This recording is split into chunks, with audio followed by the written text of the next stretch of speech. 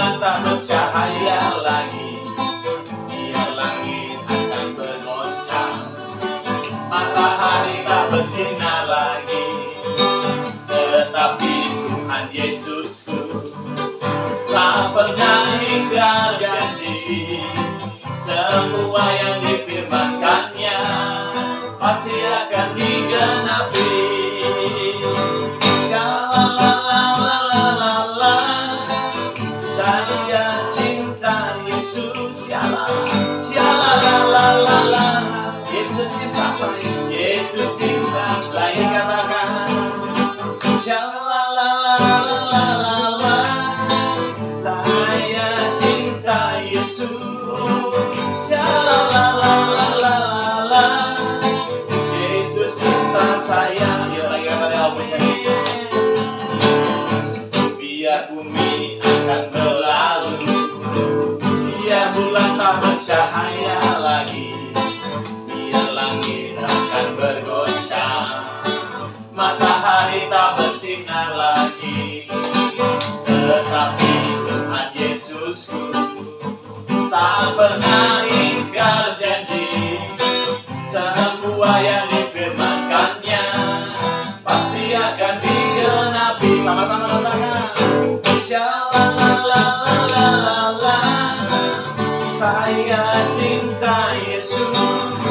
Shalalalalala, Yesus cinta saya. Sekali katakan shalalalalala, saya cinta Yesus. Yes. Shalalalalala, Yesus cinta saya. Yesus cinta saya. Yesus cinta kamu. Yesus cinta kamu. Haleluya. Wow, puji Tuhan. Shalom. Wow. Kita bersyukur ketemu lagi dalam Rumah Doa Pagi dalam format tuntunan sepekan. Hari ini saya bersama dengan saya Firdaus. Ya, saya Anton. Saya bersyukur kita semua kumpul hari ini pagi ini ya.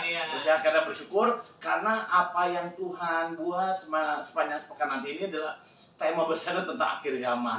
Tapi jangan tegang-tegang karena walaupun tema akhir zaman, tapi konteksnya atau istilah kata penyampaiannya yang relate dengan hari-hari ini. Tetap fun, tetap santai supaya intinya yang penting kita makin cinta Tuhan. Bukan hanya itu, kita peduli dengan keadaan yang sekarang sedang terjadi. Ya, apa yang kita akan bahas nanti, ya percayalah pasti akan memberkati kita semua. Nah, saya berdoa buat setiap kita yang hadir di Rumah Doa Pagi ini, mari sampaikan kepada teman-teman yang lain. Yuk join, yuk ikuti, karena hari-hari ini kita sedang mempersiapkan murid. Katakan murid. Haleluya. Bagaimana Mas Daud, hari ini kita mau berdoa dulu sebelum memulai ya. Nah, Senin sampai Sabtu ini kita akan bicara tentang tema besar akhir zaman, tapi konteksnya tentang murid yang dipersiapkan di akhir zaman. Haleluya. Mari kita berdoa. Bapak, terima kasih banyak buat anugerah-Mu yang besar. Kalau bersama dengan Mas Firdaus hari ini kami akan sharing bersama untuk membedah bagaimana tentang akhir zaman dan apa yang sedang terjadi hari-hari ini dan apa yang harus kami siapkan. Biar kami semua dipenuhi Roh Kudus, kami semua yang di sini, di studio maupun juga setiap kami yang ada di rumah-rumah, dimanapun kami mengikuti Tuhan Yesus memberikan hikmat, marifat, kuasa dan pengurapan. Di dalam nama Tuhan Yesus Kristus. Kami bersyukur dan berdoa. Haleluya. Amin. Tepuk tangan sekali lagi. Haleluya. Buat siapa yang hadir ya. Nah, sekarang ini kita mau sharing pertama tentang akhir zaman. Tentang kedatangan Tuhan yang kedua kali. Itu kan orang selalu ada prediksi bulan ini, tahun ini, 10 tahun lagi, 3 tahun lagi. Nah, habis Firdaus sekarang kita firman Tuhan kan sering dibaca tuh. Di Alkitab ada nggak tertulis tanggalnya, bulan, tahun? Itu nggak ada, Pak. Nggak ada. Tuhan Yesus sudah ngomong, Pak, nggak ada seorang pun yang tahu. Bahkan Tuhan Yesus sendiri nggak tahu Bapa yang sebagai tahu. pribadi, sebagai pribadi manusia dia nggak tahu. Ya. Hanya Bapa yang tahu. Bapa yang tahu. Jadi kalau ada yang tiba-tiba ngasih tanggal, kira-kira cakep nih 12 misalnya. Oh nanti ini 24 misalnya. Hati-hati tuh. Ya. Itu salah satu apa namanya? Penyesatan ya. Benar Pak. Kan memang ada, jangan sampai kita disesatkan oleh pengajaran-pengajaran itu Pak. Wah, Jadi udah jangan enggak, penyesatan itu hanya prediksi. Hati-hati ya. Hati-hati Pak. Berselimutkan prediksi padahal itu mulai pengen memikirkan sesuatu yang nggak patut kita pikirkan. Bukan bagian kita. Bukan bagian kita. Nih pagi ini kita mau belajar sama-sama ya. Bagaimana kita mengerti bahwa tidak ada yang tahu, tapi pasti terjadi. Amin. Itu bagian kita tuh Pak. Bagian kita percaya pasti terjadi. Nah, Bagian kita itu Pak. Kita harus percaya bahwa hari itu pasti akan terjadi. Oke. Nah, yang kedua berarti kita mau bicara tentang akhir zaman, kita harus suka nggak suka bicara Timur Tengah. Oh iya. Kita nggak bisa bicara Arkadia, nggak bisa bicara Indonesia, nggak bisa bicara Amerika, mau manapun Eropa, semua harus kembali lagi ke sumber awalnya. Ya. Karena di mana Yesus naik, di situ juga Yesus akan datang ya, turun gitu ya. Jadi kan kita ngomong suka nggak suka. Nah, dalam konteks ini saya diingatkan hati-hati ngomongnya ya, kan Israel Palestina, nanti kamu salah. Jangan salah. Israel Palestina sekarang itu atau Israel Hamas sekarang berperang bukan soal agama. Ya.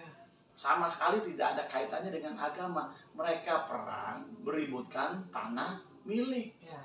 Gitu ya. Jadi kita sepakat ya. Kita di sini tidak dalam konteks membeda-bedakan atau memasalah-masalahkan agama. Di sana pun tidak ada bermasalah dengan agama. Ya. Mereka yang ibadah tetap ibadah gitu. Tetapi ini bicara tentang tanah. Nah, kalau ngomong tentang tanah, kita harus punya sejarah dulu nih Mas. Ya. Tentang sejarah Palestina. Karena beberapa kelompok orang, oh ini adalah Filistin. Filistin yang dulu pernah ditaklukkan atau dihancurkan Yosua. Padahal jauh berbeda. Memang namanya Filistin, Palestina. Memang sama namanya, tapi sama sekali bukan suku dari Filistin atau bangsa Filistin gitu ya. Nah, saya mulai cerita dikit ya, Mas. Nanti kamu sambungkan aja. Ya, siapa?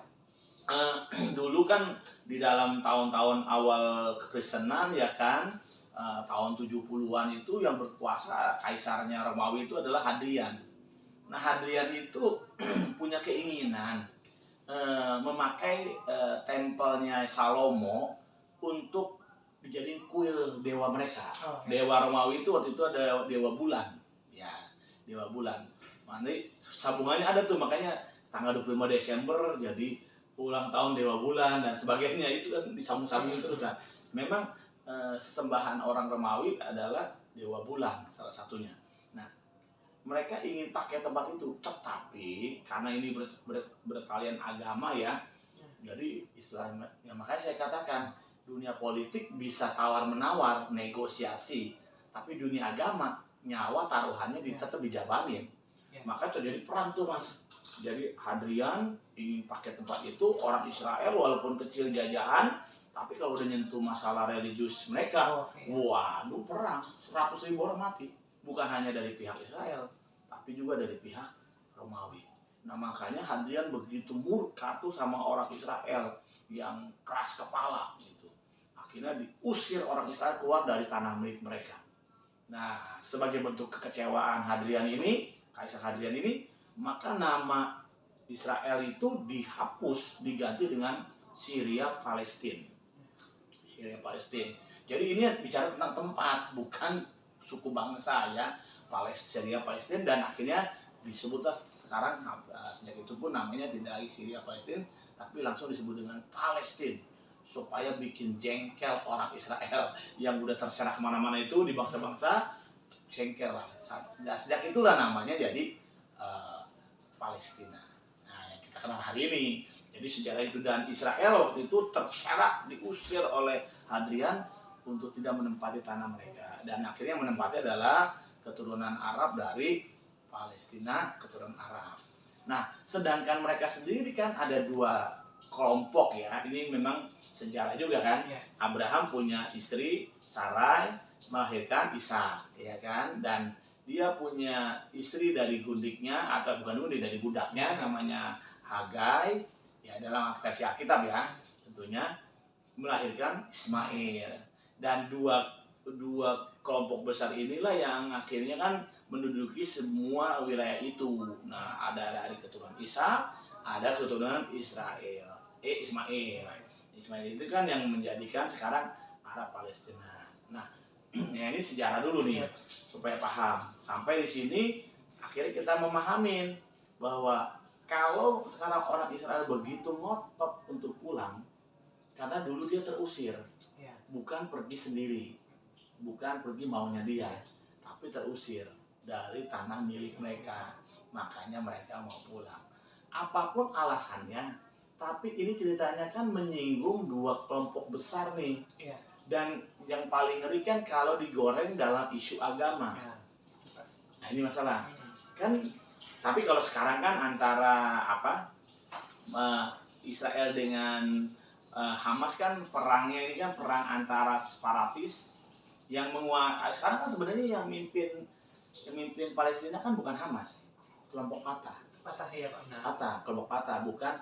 Nah Fatah itu adanya di barat, tepi barat jalur Gaza. Sedangkan Hamas itu ada di selatan jalur Gaza yang perang dengan Israel. Jadi sekarang ini kan sebenarnya perang antara Israel dengan itu bersifat apakah ini bisa merupakan satu tanda Alkitab?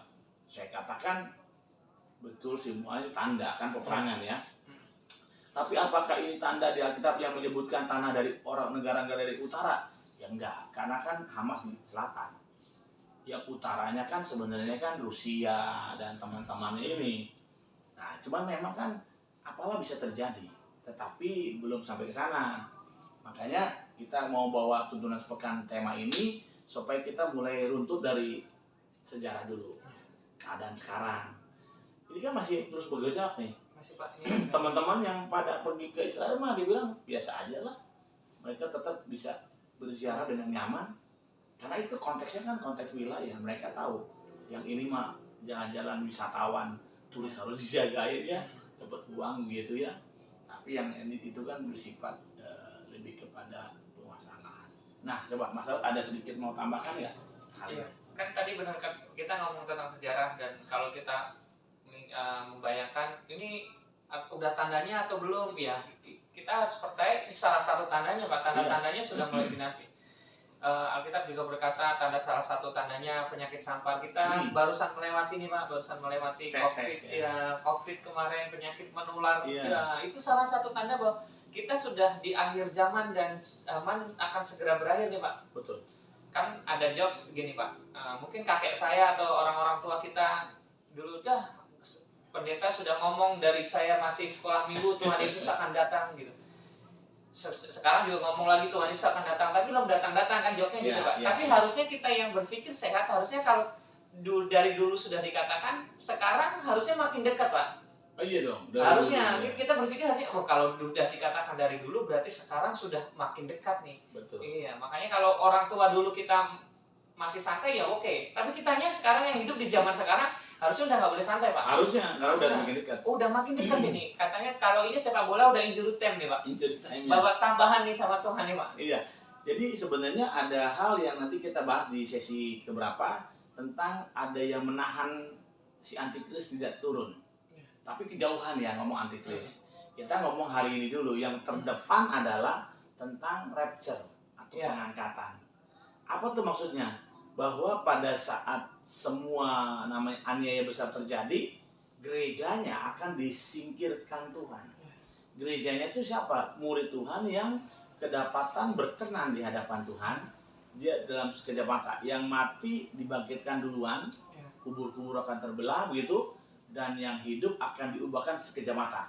Ya nantilah kita bahas yang itu dulu. Yang itu nanti kita bahas. Tapi yang ini dulu nih kita mau bicarakan tentang kejadian peperangan yang sedang terjadi. Boleh kitabnya dibuka dulu di dalam Injil Matius pasal 24 ya. Nah, teman-teman yang di rumah juga ikut ya, sama-sama buka dalam Injil Matius pasal 24 ayat yang ketiga, 3 sampai yang kelima, 3, 4 dan 5 dari Injil Matius pasal 24 ayat 3 sampai ke 5. Boleh dibaca? Oke, saya bacain ya Pak. Oke. Saya ulangi, Injil Matius 24 ayat 3 sampai dengan ke-5. Begini firman Tuhan dalam perikopnya permulaan penderitaan. Ayat 3, ketika Yesus duduk di atas bukit Zaitun, datanglah murid-muridnya kepadanya untuk bercakap-cakap sendirian dengan dia. Kata mereka, Katakanlah kepada kami bila manakah itu akan terjadi dan apakah tanda kedatanganmu dan tanda kesudahan dunia. Ayat 4. Jawab Yesus kepada mereka, waspadalah supaya jangan ada orang yang menyesatkan kamu. Ayat 5. Sebab banyak orang yang datang dengan memakai namaku dan berkata, akulah Mesias, dan mereka menyesatkan banyak orang. Nah, ini kata menyesatkan banyak orang sudah dimulai. Banyak pengajaran, banyak ya istilahnya coba-coba mendefinisikan tentang akhir zaman, tentang kedatangan Tuhan, dan pengertian-pengertian teologis pun banyak diselewengkan, diserongkan. Makanya kita tuh diwajibkan ikut membaca Alkitab setiap hari. Karena kita nggak mungkin ngerti 100% apa yang kita baca di Alkitab cepat. Perlu berulang-ulang.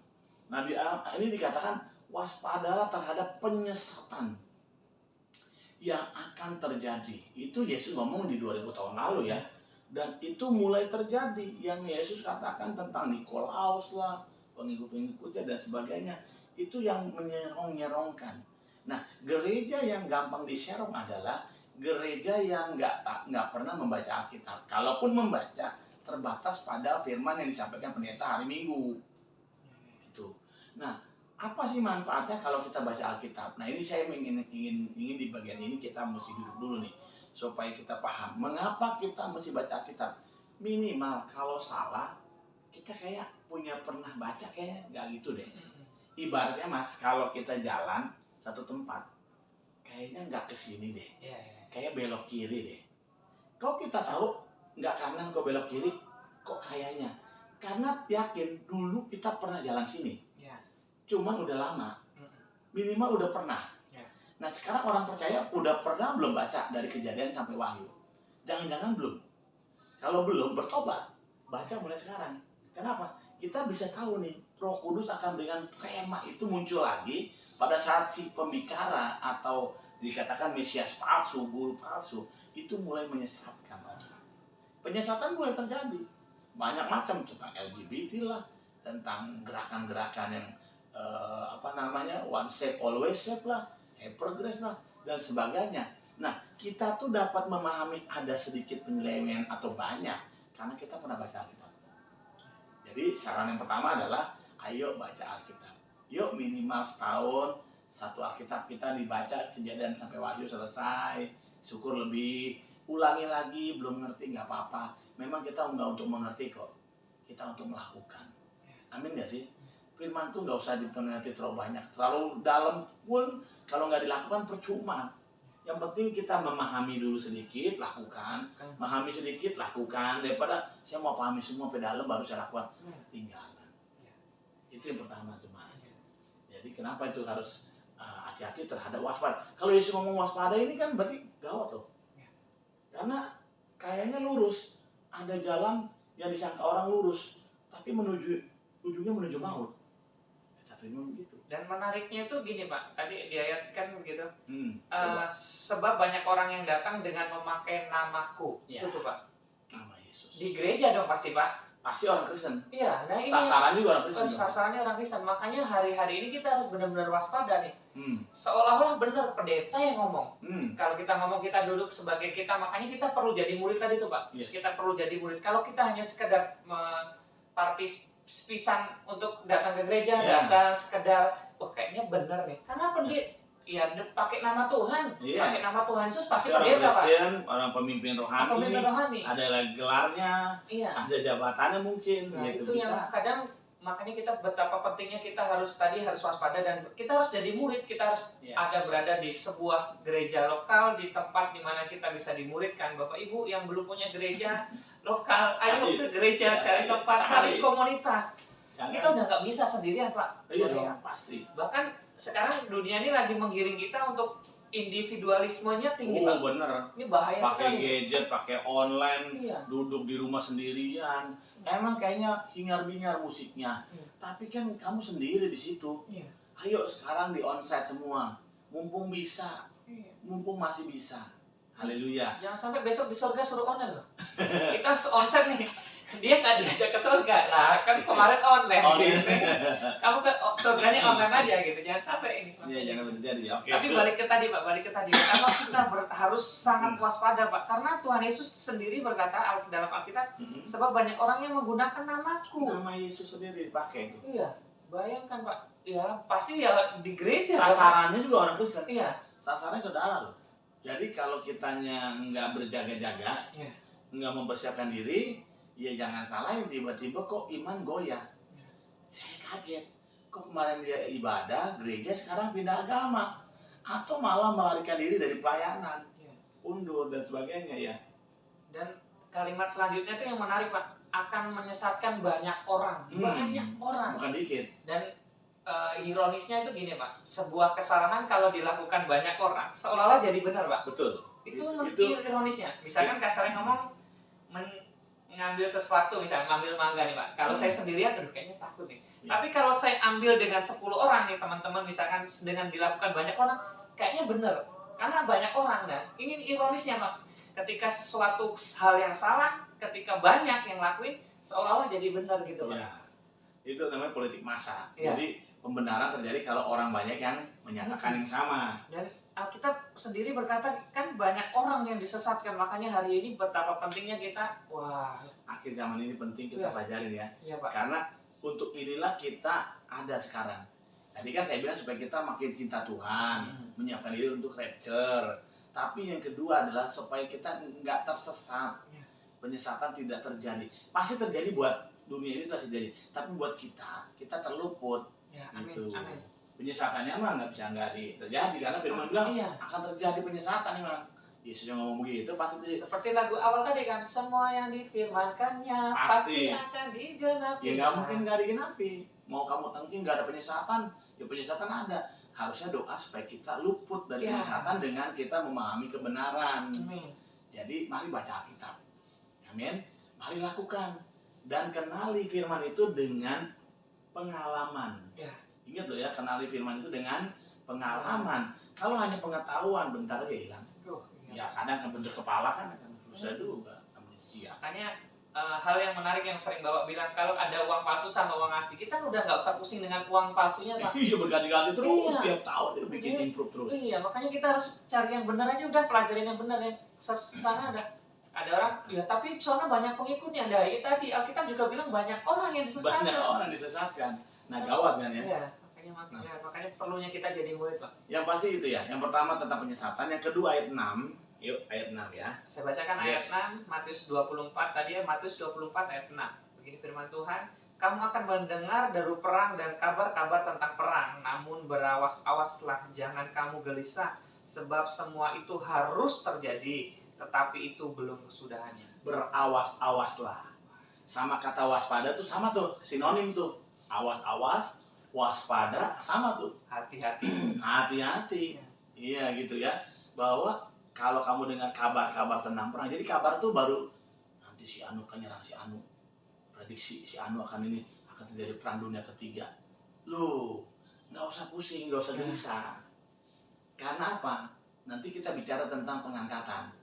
Dalam keyakinan Kristen bahwa orang yang berkenan, catat ya, orang yang berkenan akan diangkat Tuhan dalam pengangkatan atau rapture dalam bahasa Inggris atau harpazo dalam bahasa Yunani. Jadi dikatakan mereka yang berkenan akan disingkirkan Tuhan dulu, dan mereka yang mati dalam Kristus, catat ya. Jadi bukan cuma Kristen doang, tapi matinya dalam Kristus, dalam kebenaran. Mereka akan dibangkitkan dalam kebangkitan yang pertama, dan yang masih hidup akan diubahkan dalam tubuh kemuliaan. Nah, tubuh kemuliaan yang bagaimana tuh? Nanti saya ngomong lagi bicara tentang tubuh kemuliaan yang seperti Yesus. Tapi saya berbicara tentang perang antara bangsa lawan bangsa. Jadi sekarang ini yang terjadi, apakah Pak Amas tadi tandanya bisa jadi, tapi kecil kemungkinan sekarang. Kecil kemungkinan, kenapa? Yang berperang adalah bangsa melawan bangsa, bukan bangsa melawan satu kelompok kecil kayak Hamas, bukan. Tapi bangsa melawan bangsa. Itu pun terjadi kalau bangsa dari utara terkonsolidasi. Nah, yang paling memungkinkan, kalau saya mau bicara memungkinkan, ini kan semua kembali kepada Tuhan sebagai pemilik kuasa tunggal. Yaitu apa? Dari Rusia. faksi timur gitu. Sedangkan Israel itu kan didukung faksi barat gitu kan, timur dan barat gitu. Timurnya Rusia dan mewakili bangsa-bangsa utara. Ini belum terjadi nih, kan ada 2 perang besar nanti yang terjadi, yaitu Gog di tanah Magog dan Harmagedon. Nanti kita bicara itu ya sedikit-sedikit. Saya menarik nih Pak, ada ayat yang unik. Kan tadi ayatnya gini Pak, kamu akan mendengar deru perang atau kabar tentang perang. Sekarang ini perang bukan hanya sekedar cuma perang gerilya Pak. Perang ekonomi, sekarang perang politik, itu juga bisa jadi salah satu tanda akhir zaman Pak. Betul. Karena ya perangnya udah nggak gerilya lagi, udah nggak bom-boman, ya ada yang perang. Tadi itu deru perang atau kabar-kabar tentang perang. Jadi kita berkata, oh santai nih, dunia masih aman, seolah-olah aman nih Pak, nggak ada bom nuklir kesana kesini, rumah kita belum kejatuhan apa gitu, seolah-olah. Tapi kan perang nggak cuma itu doang Pak. Ada perang tadi yang saya bilang, perang ekonomi, perang dunia cyber ya. Saling mencuri data intelijen, itu udah seliweran itu di mana-mana. Jadi saya nggak ngomong ke situ memang supaya kita nggak menjadi obrolan politik, karena memang kesana memang jadi politik. Tapi hari ini kan fokus saya agar kita semua aware bahwa kita mesti menyiapkan diri untuk peduli lewat firman Tuhan kita baca ya, kita jangan sampai tersesat gitu. Nah tadi kan kalau saya singgung tentang kabar-kabar perang cyber segala macam, ini mau udah jalannya udah terbuka banget ya dengan teknologi yang sekarang ya teknologi yang sekarang ini udah membuat orang melihat begitu rupa ya, gampang nih tentang datanya siapa, dicuri siapa, punya siapa. Sekarang kalau sekarang kan orang pengen kuasain data seseorang, katanya disadap. Sekarang mau data Indonesia atau mungkin kita udah ada datanya di mereka, kita juga nggak tahu ya. Nah bagian terpentingnya tadi Pak, kata Yesus kepada mereka, waspadalah. Waspadalah supaya berawas-awas lah gitu ya. Supaya kita tidak sesatkan. Nah, pokoknya kita bersyukur kalau kita sudah ada di jalan yang benar, jalan yang lurus nih. Alkitab standarnya. Jangan gelisah. Karena itu harus terjadi. Karena itu harus terjadi. Jadi teman-teman semua jangan gelisah. Harus terjadi. Pastikan yang sekarang menjadi target kita yang terdekat adalah rapture. Kita mau bahas besok ya tentang rapture, bagaimana rapture itu terjadi. Beginilah paling tidak nanti garis besarnya begini, rapture dulu, baru aniaya terjadi. Yang dibilang 42 bulan, 3,5 masa kali 2. Nah 3,5 masanya aniaya besar, 3,5 masanya lagi antikris memerintah, menguasai kota dan bangsa-bangsa sampai Yesus datang kedua kali tuh. Tadi kan Yesus mengangkat orang tuh di rapture. Tapi nanti datang kedua kali baru terjadi namanya Nari Harmagedon dan seterusnya. Nah kita mau bahas besok ya. Sekarang kayaknya waktunya udah mau siang, semua mau aktivitas kerja. Tapi biarlah hari ini di obrolan awal ini kita mulai punya kepedulian membaca Alkitab Mas. Ya, satu membaca Alkitab supaya kita jangan tersesat. Yang kedua jangan gelisah. Udah nggak apa-apa, kerja aja seperti biasa. Tapi sambil mempersiapkan diri, yang tadinya suka gampang nipu, gampang bohong, gampang iri, gampang marah, udah stop. Gitu ya. Karena datang Tuhan kapan rapture nggak tahu. Entah besok, entah kapan kita nggak tahu. Tapi kan pasti datang nih. Pasti terjadi tuh. Kalau lagi gawat juga. Oke, sampai sini dulu ya. Sekarang ini saya mau ajak kita berdoa agar kita semua diluputkan Tuhan, diberikan kuasa untuk kita menang. Haleluya ya. Saya berdoa biar nanti Mas Daud doakan teman-teman di rumah agar yang sebentar bekerja semua, walaupun sambil bekerja tetap mencari wajah Tuhan, mencari kehendak Tuhan. Yuk kita bersyukur sama Tuhan. Oh Rabba Shanda Rabba. Mari silakan Mas Daud.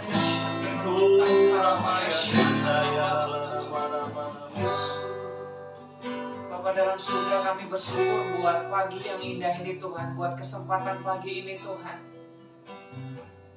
Sebab Engkau sungguh dan teramat baik atas setiap kami Tuhan. Kami melihat tanda-tanda itu sudah ada di sekeliling kami Tuhan. Tapi bagian kami yang tetap harus waspada Tuhan. Kami Kami yakin Engkau yang peduli atas setiap kami Tuhan. Kami mohon kekuatan dari surga atas setiap kami mampu melewati hari-hari ini Tuhan. Kami berdoa Tuhan di rumah kami masing-masing Tuhan. Apapun kondisi kami satu hal kami tahu Engkau bersama kami Tuhan. Kami akan mampu melewati Tuhan. Bahwa kami Tuhan untuk menjaga kekudusan hidup kami. Kami tetap hidup kudus dan berkenan di hadapan-Mu Tuhan. Terima kasih Tuhan.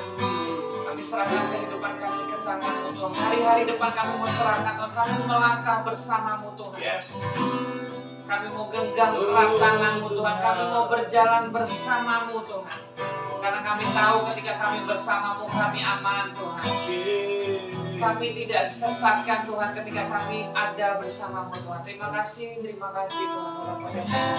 Yesus, ku sembah, sujud di hadapan-Mu, keinginan dalam hidupku hanya untuk menyembah Yesus Tuhan. Yesus, ku sembahkan, sujud di hadapan-Mu, keinginan dalam hidupku hanya untuk menyembah-Mu, keinginan dalam hidupku hanya untuk menyembah-Mu. Sekali lagi katakan keinginanku, keinginan dalam hidupku hanya untuk menyembah-Mu. Haleluya. Nah, sekarang gereja Tuhan, para murid Tuhan, angkatlah tangan kita dan dengan bersuka cita terimalah berkat yang berlimpah-limpah. Berkat dari Bapa di surga, cintanya Tuhan Yesus Kristus dan penyertaan Roh Kudus yang manis indah menyertai mulai hari ini, besok, dan sampai selama-lamanya. Semua berkat dan percaya katakan amin. Tepuk tangan buat Tuhan Yesus. Jangan lupa ya, ini hari Senin, besok masih ada Modul Pagi dan tuntunan sepekan ya. Ajak yang lain, kasih tahu kita ada join tiap pagi jam 4.50 sampai dengan selesai. Minggu ini khusus kita bahas tentang murid yang dipersiapkan di akhir zaman. Haleluya. Akhirnya saya Anton, Saya Firdaus. mengucapkan Tuhan memberkati. Tuhan Sampai memberkati, jumpa. berlimpah-limpah. Shalom. Shalom.